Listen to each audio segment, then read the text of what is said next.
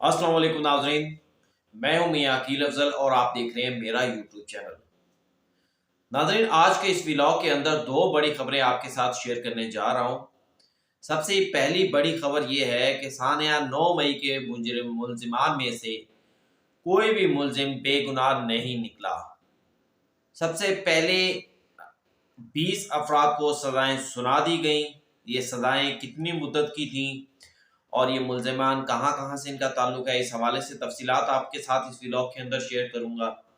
और नाज़रीन, दूसरी खबर ये है कि इस्लामाबाद हाई कोर्ट के 6 जज साहिबान की जानिब से जो ख़त लिखा गया था, उस ख़त के ऊपर कहा जा रहा था कि एक जज साहब इस ख़त के मास्टरमाइंड हैं, ऐसा सोशल मीडिया के ऊपर कहा गया। अब उन जज साहब के खिलाफ बाकायदा सुप्रीम जुडिशल काउंसिल के अंदर एक रेफरेंस भी दायर कर दिया गया है। वो रेफरेंस क्या है, उसकी बुनियाद क्या है, उसके अंदर क्या शिकायत लगाई गई है, उसकी तफसीलात भी आपके साथ इस व्लॉग के अंदर शेयर करूँगा।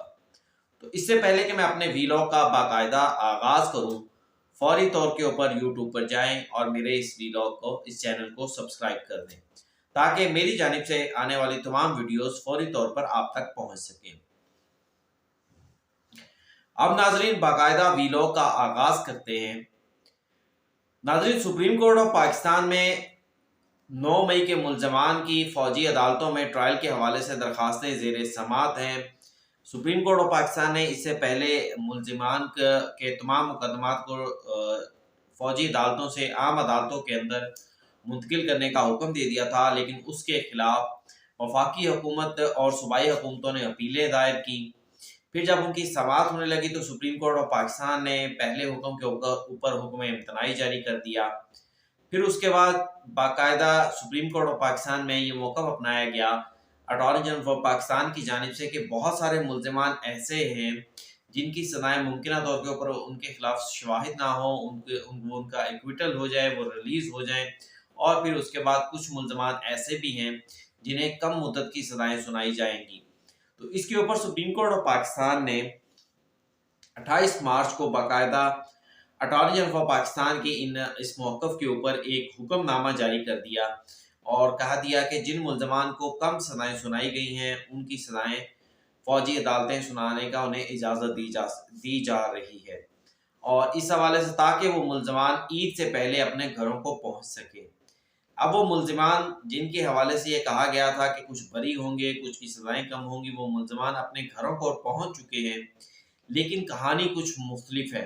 कहानी मुख्तलिफ इस तरह है कि वो तमाम मुलज़मान जो 20 अफराद की ये लिस्ट एक सुप्रीम कोर्ट ऑफ पाकिस्तान में जमा करवाई गई है, ये लिस्ट मैं आपको अपने स्क्रीन के ऊपर आपको दिखा देता हूँ। तो इस लिस्ट के अंदर बाकायदा बताया गया है कि ये 20 मुलज़िमान जो हैं वो अब मुलज़िमान नहीं रहे, बल्कि ये तमाम के तमाम लोग मुजरिमान हैं। यानी फ़ौजी अदालतों की जानिब से बाकायदा एक मैसेज दिया गया कि किसी भी बेगुनाह को, किसी भी बेकसूर को फ़ौजी अदालतों के मुकदमे में या फ़ौज की जानिब से उसे गिरफ्तार नहीं किया गया।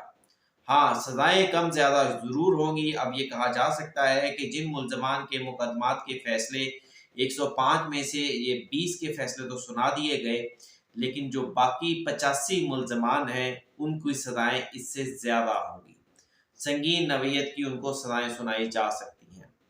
अब ये ज़ाहिर बात है, अब इस सज़ाओं में मैं आपको मज़ीद तफ़सील भी बता देता हूँ कि मजमूई तौर के ऊपर 9 मुजरिमान को सज़ाएँ सुना दी गई हैं फ़ौजी अदालतों की जानिब से, और ये 20 मुजरिमान अपनी सज़ा पूरी नहीं कर पाए थे अभी तक, लेकिन फिर भी उनको chief of the army staff ने राहत देते हुए ईद से पहले उन्हें उनके घरों में भेज दिया है।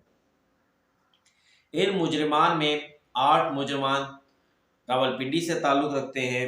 इनके ऊपर GHQ और जो रावलपिंडी में हमजा कैंप था, वहाँ पर अटैक के मुजरिमान थे ये।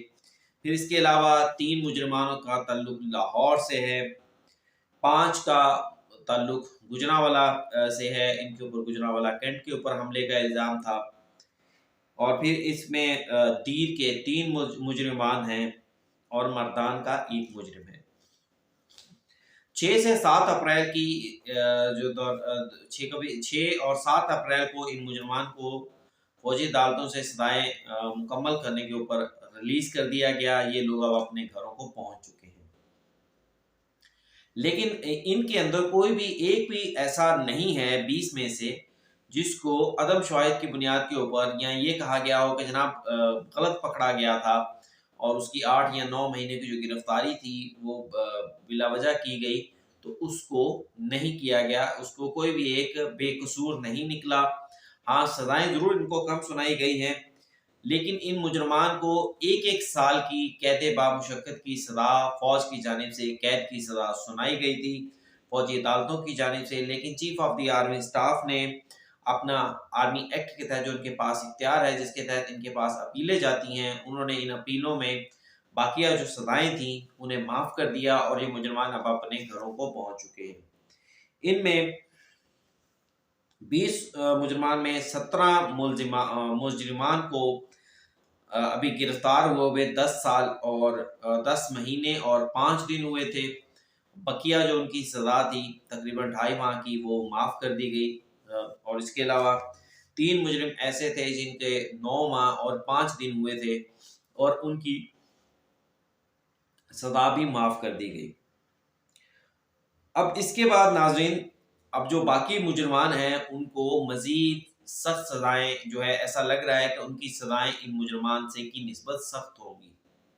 اب دیکھتے ہیں کہ سپریم کورٹ آف پاکستان میں، کیونکہ اس رپورٹ کی مکمل کاپی تو ہمارے پاس نہیں ہے، چند ایک صفحات ہی پبلک کیے گئے ہیں، تو جب باقی رپورٹ سامنے آئے گی یا سپریم کورٹ آف پاکستان میں یہ کیس غالباً 24 اپریل کو مقرر ہوا ہے، تو اس وقت اس کی تفصیلات مزید سامنے آئیں گی۔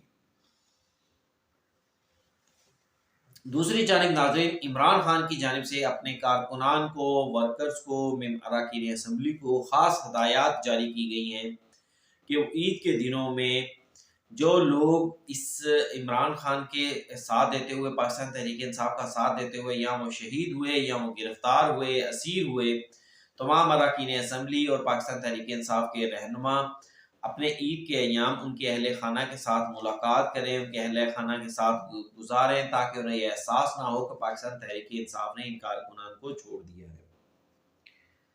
اب ناظرین آتے ہیں دوسری طرف، دوسری بڑی خبر یہ ہے کہ اسلام آباد ہائی کورٹ کے 6 جج صاحبان کی جانب سے 25 مئی کو ایک خط لکھا گیا، اور خط کے اندر یہ الزام لگایا گیا کہ 25 مئی کا جو کہ اس عدالتوں کے معاملات کے اندر آئی ایس آئی اور دیگر اداروں کی جانب سے، ایگزیکٹوز کی جانب سے مداخلت کی جا رہی ہے۔ اس الزامات کے برعکس دوسری جانب سے یہ آوازیں اٹھیں کہ جناب یہ ایک جج صاحب ہیں، جسٹس محسن اختر کیانی صاحب کا کہا جاتا تھا کہ ان کے خلاف ایک ریفرنس تھا، تو انہوں نے اپنے آپ کو سیکیور کرنے کے لیے، اپنے آپ کو بچانے کے لیے، کیونکہ وہ اسلام آباد ہائی کورٹ کے سینئر پیونی جج ہیں، تو انہوں نے یہ خط لکھوانے کے اندر لابنگ کی، ججز کو ساتھ ملا لیا، ایسی باتیں کی جا رہی تھی سوشل میڈیا کے اوپر بھی، اور کچھ مخالف جو ان کے تھے وہ بھی یہ باتیں کر رہے تھے۔ اب باقاعدہ جسٹس محسن اختر کیانی کے خلاف ایک اور ریفرنس سپریم جوڈیشل کونسل میں، ایک اور شکایت سپریم جوڈیشل کونسل میں دائر ہو گئی ہے۔ یہ درخواست ایڈوکیٹ وقاص ملک کی جانب سے دائر کی گئی ہے۔ وقاص ملک صاحب 1996 میں غالباً یا کچھ اس کے بعد یہ اسلام آباد بار کے جنرل سیکرٹری بھی رہے ہیں۔ اس سے پہلے انہوں نے اس وقت کے 2 چیف جسٹس صاحبان، انور خان کانسی جو کہ اسلام آباد ہائی کورٹ کے چیف جسٹس رہے ہیں، ان کے خلاف نوکریوں کے معاملے کے اوپر ایک ریفرنس، ایک شکایت کونسل کو بھجوائی تھی۔ پھر دوسری شکایت جسٹس اقبال حمید الرحمان کے خلاف بھی انہوں نے بھجوائی تھی۔ اقبال حمید الرحمان صاحب ایک سپریم کورٹ کے فیصلے کے بعد استعفیٰ دے گئے تھے، ان کے خلاف کونسل نے کارروائی تو نہیں کی تھی، لیکن چیف جسٹس انور خان کانسی کو کونسل نے کارروائی کرتے ہوئے ان الزامات سے بری کر دیا تھا۔ اب ناظرین، اس شکایت کے اندر یہ الزام لگایا گیا ہے کہ جسٹس محسن اختر کیانی کے غالباً میں نے ان کا ایک ولاگ سنا ہے جو انہوں نے ایک یو ایس لائیو پر جو ہے عبدالقیوم صدیقی کے ساتھ کیا ہے، تو وہاں پر ان کا کہنا ہے کہ کچھ ملزمان تھے جو کہ ان کے چیمبر فیلو تھے، انہوں نے کوئی قتل کیا، پراسیکیوٹر تھے، بے نظیر بھٹو قتل کیس کے جنہیں G9 کے اندر قتل کر دیا گیا تھا، اس میں وہ ملوث تھے۔ پھر انہوں نے کوئی ایک لاش بھی دفنائی اپنے غالباً صحن کے اندر، اور اس ملزمان وہ ان کے چیمبر فیلو تھے۔ تو انہوں نے ان کو بری کر دیا، اور پھر کچھ ججز کی بھرتیوں کا بھی وہ صاحب ذکر کر رہے تھے، لیکن کچھ کلیئر باتیں انہوں نے نہیں کی۔ لیکن البتہ کو یہ بتایا گیا، ان کی جانب سے یہ کہا گیا کہ 32 کے قریب لوگوں کو جسٹس محسن اختر کیانی نے فائدہ پہنچایا۔ پھر جو اس کے اندر ہے، جو ان کی جانب سے شکایت دائر کی گئی ہے، اس کے اندر یہ بھی کہا گیا ہے کہ کوئی عدنان عادل اور حماد عادل کوئی بھائی تھے، ان کو انہوں نے فائدہ پہنچایا، انہیں بری کر دیا۔ پھر دوسری جانب شکایت کے اندر یہ بھی کہا گیا کہ ریاست مخالف ایجنڈا بنایا انہوں نے، ساتھی ججز کو ساتھ ملایا۔ اس لیے سپریم جوڈیشل کونسل سے یہ استدعا کی گئی ہے کہ جسٹس محسن اختر کیانی کے خلاف ان معاملات پر، ان شکایات پر ان کے خلاف باقاعدہ کارروائی کا آغاز کرے، اور انہیں اس دوران انہیں فوری طور پر کام سے، عدالتی امور فرائض سر انجام دینے سے روکا جائے۔ ناظرین، اس کے بعد پاکستان تحریک انصاف بھی جسٹس محسن اختر کیانی کے حق میں میدان میں اتری۔ ان کی جانب سے باقاعدہ ایک اعلامیہ جاری کیا گیا اور کہا گیا کہ یہ جو جسٹس محسن اختر کیانی کے خلاف وکیل وقاص ملک نے شکایت درج کروائی ہے، یہ بنیادی طور کے اوپر جج صاحب کو دباؤ میں لانے کی کوشش ہے، اور وہ اسے مسترد کرتے ہیں اور جج صاحب کے ساتھ کھڑے ہیں۔ اور پھر جج صاحب کے لیے انہوں نے یہ بھی کہا کہ یہ حکومت کی جانب سے ایک کوشش ہے کہ جناب ججز کے اوپر دباؤ بڑھے۔ وہ بنیادی طور پر اسلام آباد ہائی کورٹ کے ججز کی تعریف کی گئی ان کے اعلامیے کے اندر کہ یہ ججز حق پر ہیں، انہوں نے بڑا مشکل وقت کے اندر جو ہے وہ ایک حق کا علم اٹھایا ہے۔ تو اب پہلے یہ الزامات لگ رہے تھے کہ پاکستان تحریک انصاف اور ان ججز کے موقف میں کوئی بھی تضاد نہیں ہے۔ پھر اس ریفرنس کے بعد، اس لیٹر کے بعد جو 6 ججز کی جانب سے لکھا گیا تھا، سپریم کورٹ آف پاکستان میں مختلف درخواستیں بھی دائر ہوئیں کہ جناب ان ججز کا اور پاکستان تحریک انصاف کا موقف سیم ہے، اس کی بھی تحقیقات ہونی چاہیے۔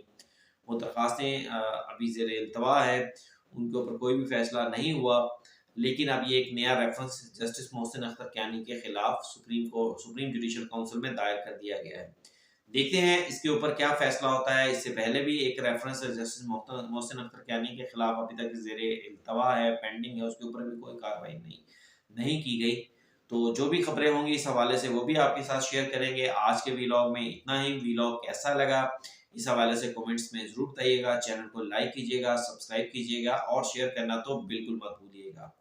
اجازت دیجیے ناظرین، اللہ حافظ۔